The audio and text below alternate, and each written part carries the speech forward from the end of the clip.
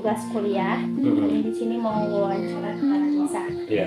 Nah, di sini kami punya beberapa pertanyaan, ada 10 pertanyaan. Sebelum itu, perkenalkan nama saya Parmen Krisari Saluku.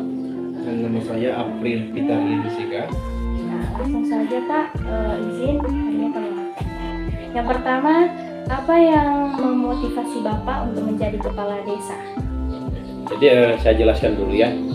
Sebenarnya untuk posisi sekarang atau jabatan sekarang bukan sebagai kepala desa definitif ya, tapi hanya merupakan PJ atau pejabat sementara sebagai desa di Galumbuse. Namun motivasi itu sebenarnya muncul dari atas perintah dari pimpinan daerah. Dalam hal ini adalah pemerintah Kota Gunung Sitoli atau wali kota Gunung Sitoli. Sehingga kita sebagai pihak aparatur sipil negara atau ASN istilahnya wajib peduli atau loyalitas kepada atasan atau pimpinan daerah.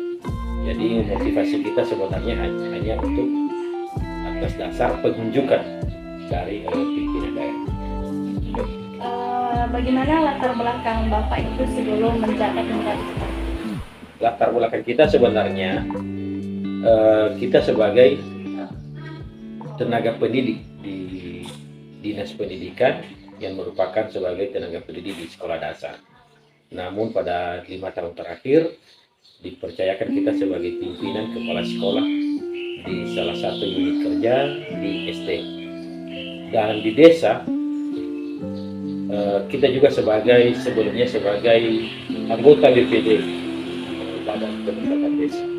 Namun karena diunjuk kemarin untuk menjadi PJ, maka bagian dari BPD kita mengundurkan diri. Kemudian Pak, pertanyaan kedua, apa visi misi utama Bapak sebagai kepala desa? Nah, visi misi kita di Desa Galumbuse sejak kita menjadi PJ di sana, yaitu pertama dulu visi kita adalah mewujudkan masyarakat Desa Galumbuse adil, makmur, bermartabat, dan transparan dalam pembangunan anggaran desa. Itu yang menjadi bagian daripada visi kita.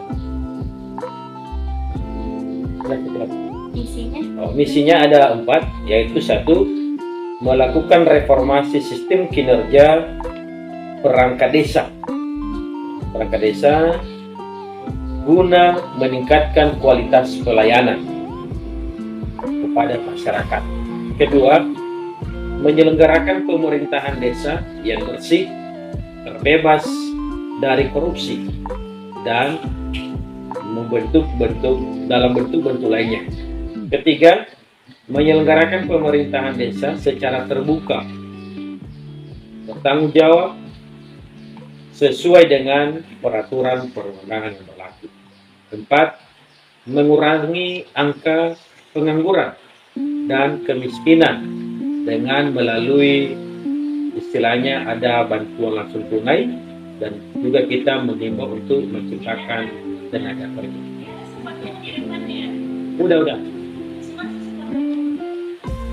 Terus yang selanjutnya, bagaimana proses pengambilan keputusan di desa dan bagaimana Bapak melibatkan masyarakat di dalam proses tersebut? Nah, untuk pengambilan keputusan di desa harus berdasarkan mufakat bersama, bukan hanya sepihak. Kita melibatkan beberapa unsur lembaga-lembaga di desa sehingga musyawarah itu atau satu keputusan itu adalah atas dasar mufakat bersama. Yang melibatkan ya.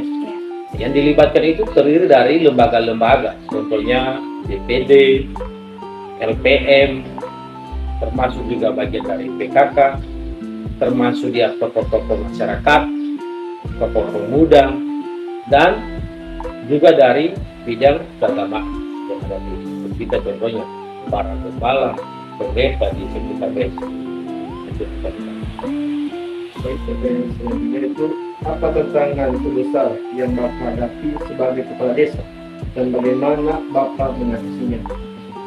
Tantangan yang terbesar itu sebenarnya karena masyarakat selalu tidak pernah akan puas apapun hasil keputusan, apapun hasil mufakat bersama yang sudah dilandaskan dengan keputusan bersama, namun masyarakat lagi masih belum puas.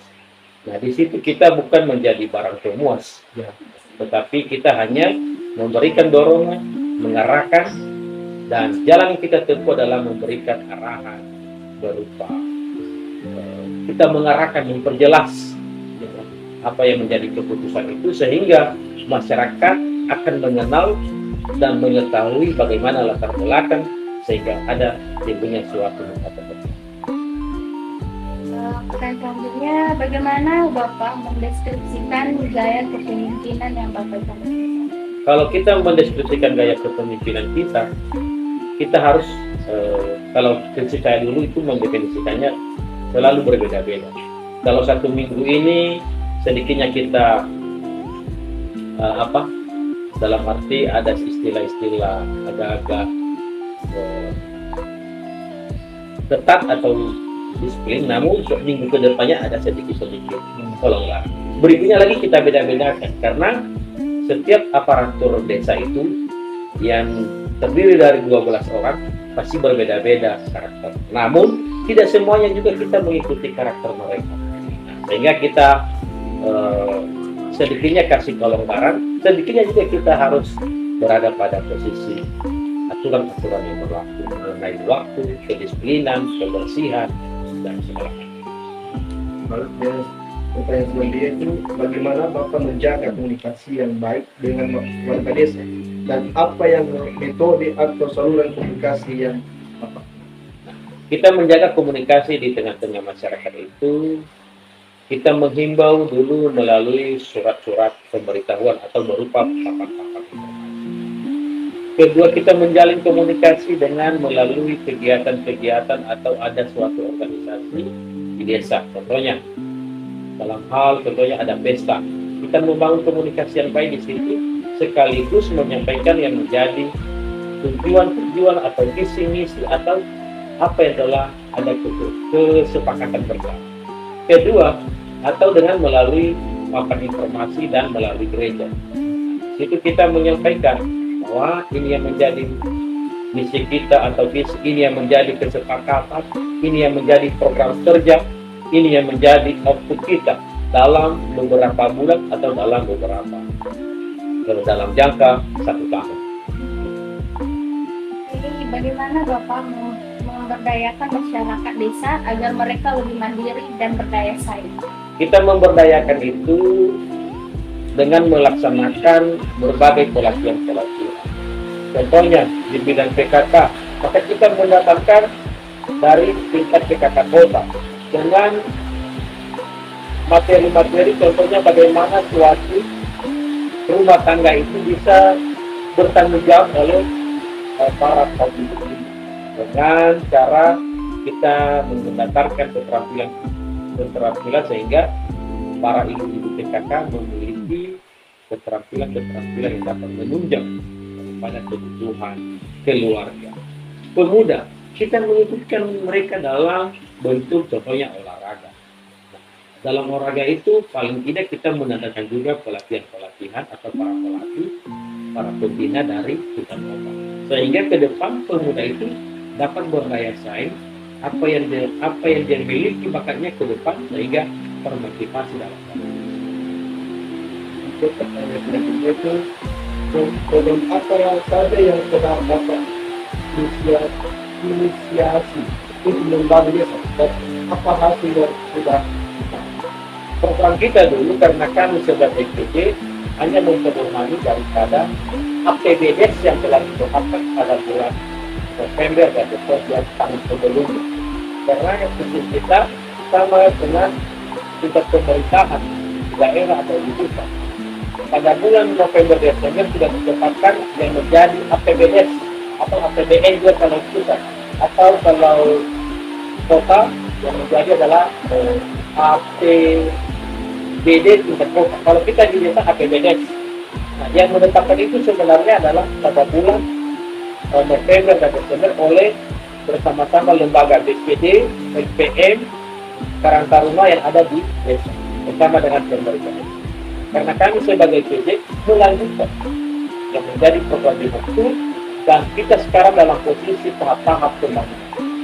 Nah, tidak lain kita dari konsep itu. Kalau ada nanti perubahan istilahnya, perubahan APBDes, istilahnya P, maka itu dilaksanakan pada bulan. Kira-kira apa yang belum terwujud dan belum tercapai, maka kita mengoptimalkan atau meminimalisir pada bulan-bulan. Bagaimana Bapak mengevaluasi keberhasilan program-program yang Bapak jalankan di desa? Untuk mengevaluasi itu berdasarkan output kita tadi. Apa yang menjadi goal, kalau tidak terlaksana, maka kita mengapresiasi.